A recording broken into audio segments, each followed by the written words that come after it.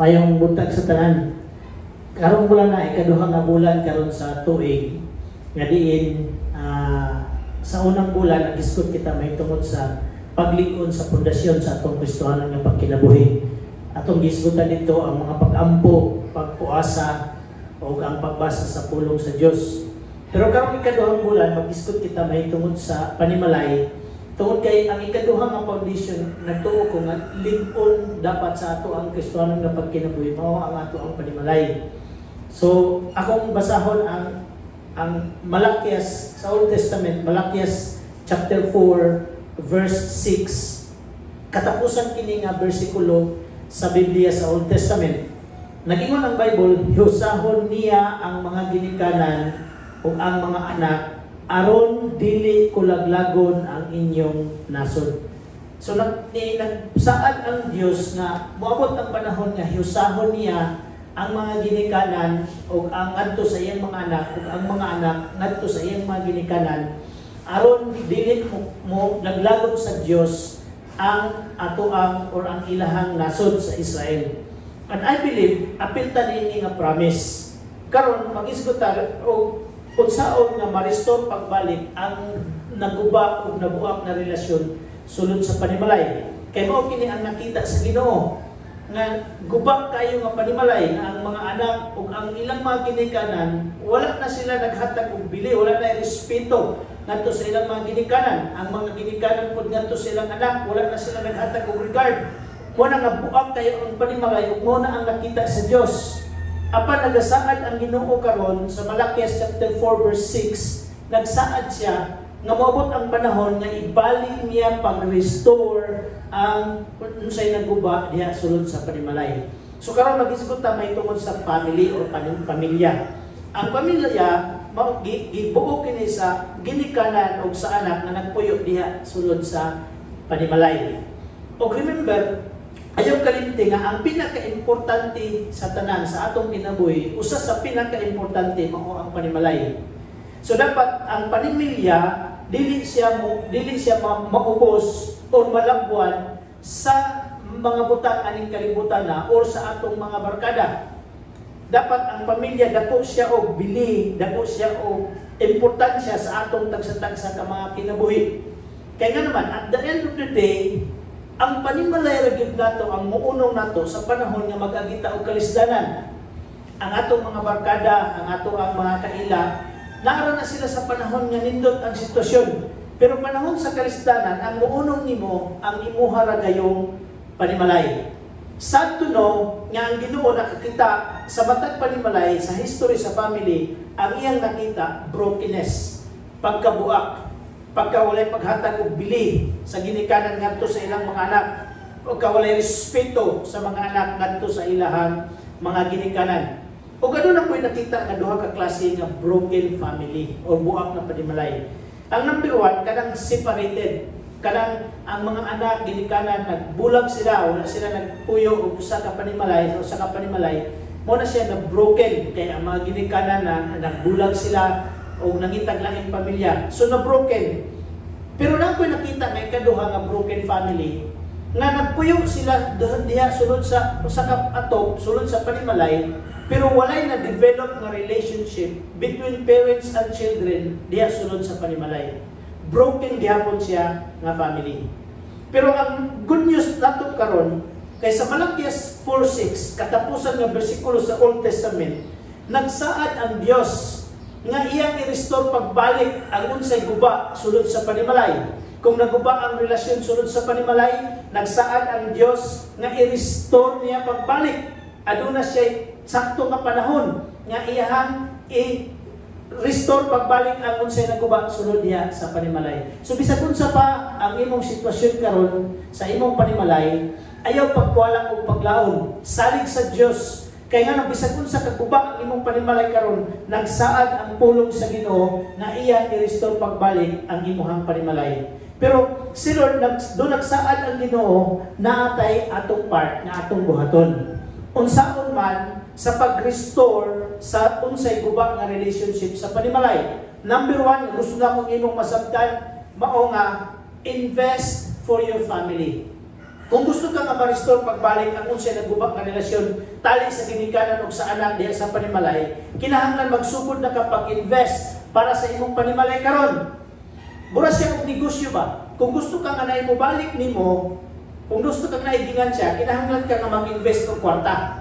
Muhatag ka kwarta para naiginansya nga mubalik nimo. Ingon ana ang negosyo. So, diha po sa panimalay, kung gusto ka nga na ay mubalik na o ma-restore pagbalik unsay nagguba diha sulod sa panimalay, kinahanglan karon mag-invest na ka para sa imuhang panimalay. Kung sa may atong invest, number 1, ang imong time, ang imong panahon. Mga ginikanan, remember o ayaw kalimti, nga ang atong pagkaginikanan, dili lang nga magdala ta og pagkaon sulod sa panimalay. Ang atong pagkaginikanan, dili lang nga malipay ang atong mga anak, kay i-provide nato sila sa tanang mga butang aning kalibutan na. Kundi kita, mga ginikanan, dapat maghatag kita og quality nga time, og sakto nga panahon para sa atong mga anak, para sa atong panimalay. At agad mo example, kanang mo uban ba mo sa imong mga anak paingon sa simbahan kada Domingo, magsimba mo together. Or mga ligo baka mo, manuroy mo, or bisan asa mo ato, tagaan mo panahon ng imong panimalay. Tagaan ba kanimo panahon nga mag-istorya mo sa inyong mga anak, kaon-kaon diya sunod sa panimalay. Nga naman, aron mag-build or matukod pagbalik ang unsay relasyon ng guba diya sunod sa panimalay. Now, daghang mga ginikanan nga magreklamo sila sa ilang anak nga sumping ko ilang mga anak. Wala mang respeto ang ilang mga anak. Pero always remember, mga ginikanan, nga ang atong anak, they are our mirror. Salamin na to sila. Kung unsa ang ilang behavior karon, kanang tungod kay muna ang atmosphere o kultura nga gipadako nato sila. So, dili nato ma-blame ang ubang mga tao kung unsa ang behavior sa atong mga anak. Kundi atong i-correct or atong i-check ang atong kaugalingon kung giunsa nato unsay atmosphere o kultura nga atong gi-set up para sa atong mga anak. Kung dili maayo ang batasan sa imong anak karon, kung dili maayo ang behavior sa imong anak karon, ayaw ka wala og paglaom.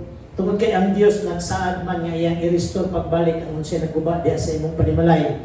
Kung wala ka kabalo kung unsay imong buhaton aron matarong pagbalik ang imong mga anak, salig sa Dios, hatag sa Ginoo, saligi ang iyang saad sa imong kinabuhi ug sa atong mga kinabuhi nga i-restore pagbalik ang Dios. Ang imo lang buhaton, sugdi lang ang pag-invest og panahon, quality nga panahon para sa imong mga anak o diha sa imong panimalay aron mag-build up pagbalik ang unsay giguba sa yawa nga relationship diha sa panimalay.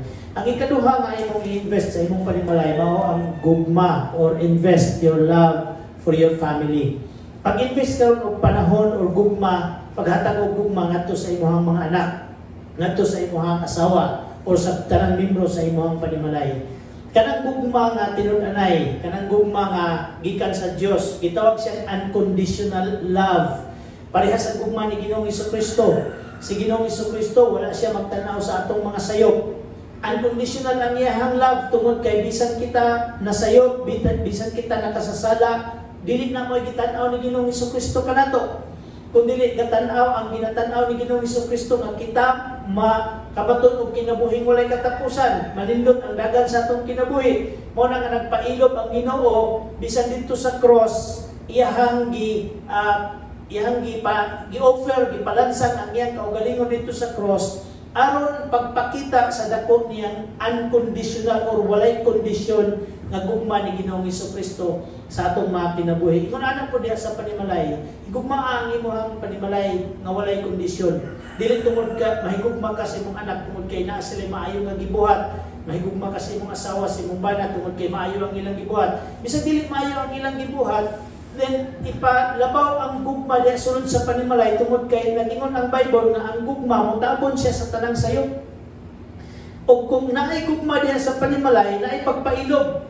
Ang 1 Corinthians chapter 13 nagingon si Apostol Pablo nga kung ang gugma mo'y magpatigbabaw diha sa panimalay, na ang pagpailog, pagpasinsya, na ang paglahutay, nga bisan siguro og mo surrender na ka sa imong panimalay, pero tungod kay gugma man ni Ginoong Jesucristo ang imong gipakita, aduna gyapon paglaom na ang imong panimalay, ang guba nga relasyon din sa panimalay ma-restore pagbalik kung atong ma-invest ang gugma nga gikan sa Dios diha sunod sa ato ang panimalay.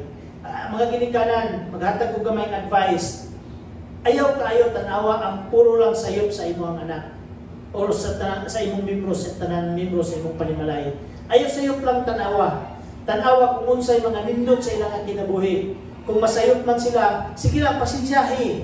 Kung naman sila mahimo nga dili mayo, pasensyahan lang nato. Dili nato sila tungluhon, dili nato sila sultihan og mga negatibo na sayop lang yung permita gag-correct sa ilang kinabuhi, kung dili painuban nato sila kay mao ni siya ang pag-invest sa gugma sa Dios diha sa imong panimalay nga mosangko ngadto sa pag-restore, pagbalik sa unsay giguba sa yawa nga relasyon sulod diha sa imong panimalay.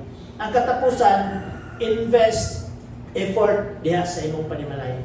Abot ni pasabot tagay og panahon. Unya, paghatag nimong panahon, buhata ang dapat nimong buhaton para ma-restore pagbalik ang unsay naguba diha sa relasyon sa panimalay.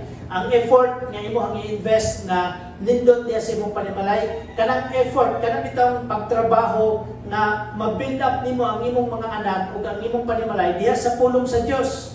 Kaya ang sugod gyud sa Ginoo natong mga ginikanan, kining naa sa Deuteronomy chapter 11 verse 19. Nga nag-ingon siya dinhi nga itudlo kini ngadto sa inyong mga anak kun anaa kamo sa balay.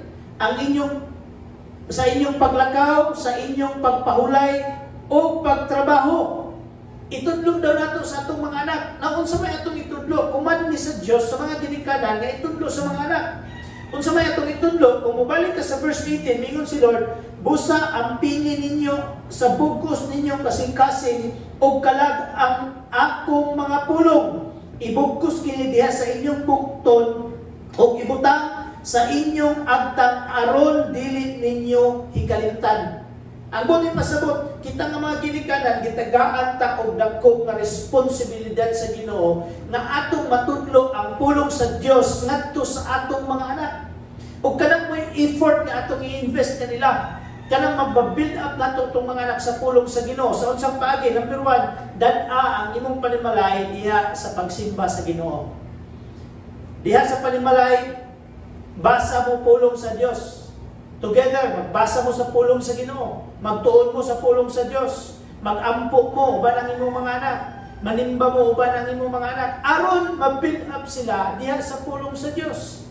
Kay kung dili nato sila ma-build up diha sa pulong sa Ginoo, bisan pagdaghan kay bahanding ibili nato sa atong mga anak, kung walay pulong sa Dios sa ilang kinabuhi, mabot ra gyud gyapon ang panahon nga kung mga wala na ta nga sila na mag-journey sa ilang kinabuhi, gubang ang ilang kinabuhi, makatungkod sila gubang gyapon nga panimalay tungod kay wala nato sila mag-build up dinha sa pulong sa Ginoo.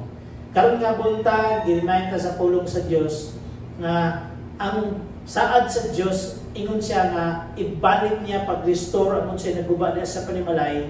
Nagsaad ang Ginoo, pero bisan nagsaad ang Dios na atay atong part nga atong buhaton nga kinahanglan ta mag-invest para sa atong panimalay. Number 1, mag-invest ka og time, maghatag na kag saktong panahon para sa imong mga anak, sa imong pamilya. Ug ikaduha, mag-invest ka og gugma nga kanang nga unconditional nga love, pailuban nimo ang imong pasensyahan nimo ang imong mga anak, ang imong panimalay. Ug ikatulo, mag-invest ka og effort, hatag kag panahon nga mag-build up nimo ang imong panimalay diha sa pulong sa Dios, sa pag-alagad sa Ginoo ug pag-kinabuhi nga matarong ug mahadlokon sa Ginoo. Mayong buntag sa tanan.